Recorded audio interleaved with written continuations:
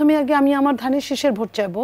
ধানের শীষের ভোট চাওয়ার পরে আমি এই কথাটাই বলবো যে আপনাদের কিন্তু 2টা ব্যালট দেওয়া হবে। এই জুলাই সনদের যে আন্দোলনটা হয়েছিল সেটার বৈধতা দেওয়ার জন্য আপনারা সেইখানে আপনার যাকে খুশি হাতে ভোট দিবেন, আর যদি আপনার ইচ্ছায় না করে সেটা আপনার ব্যাপার। জুলাই সনদ স্বাক্ষরটা নির্বাচনের পর হবে সেই বিশ্বাসটুকু তাদের মধ্যে আসছে না, কেননা এখানে তো তাদের সরাসরি বলতে গেলে লাইফ রিস্কের ব্যাপারও তো আছে। যদি জুলাই সনদ নির্বাচনের পর আসলে স্বাক্ষরিত না হয় বা অন্য কিছু, আমি আপনাকে ওটাও তো তাদের আসলে ওটাও তো আছে। ওটা কিন্তু আপনার ইসের বাইরে না, সন্দেহের বাইরে না। ওটা বরং আরো বেশি ডেঞ্জারাস। যদি চান্স পায়, গোপন শত্রুরা কি করবে, আপনার গোপনীয়ভাবেই আপনাকে সিল মেরে দিবে। তো গোপন শত্রুর চেয়ে প্রকাশ্য শত্রু কিন্তু অনেক ভালো। আপনি বুঝতে পারছেন যে লোকটা যাচ্ছে আমার শত্রু, আমি সেফলি চলি। তো গোপন শত্রু আপনার কাজগুলো করবে।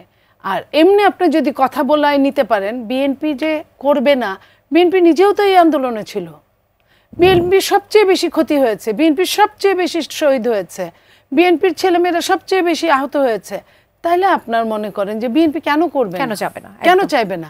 তাহলে আপনার বিশ্বাস না করার তো কারণ নাই। যে কারণটার জন্য আমি আপনি সমভাবে দায়ী, এবং যে ছোট তার চেয়ে যে বড় তার উপরে দিয়ে তো বেশি ঝড়ঝাপটা যাবে। বিএনপি একটা বড় রাজনৈতিক দল, তার উপর ঝড়ঝাপটাও বড়ভাবেই যাবে, এবং 15.5 বছর গিয়েছেও তাই।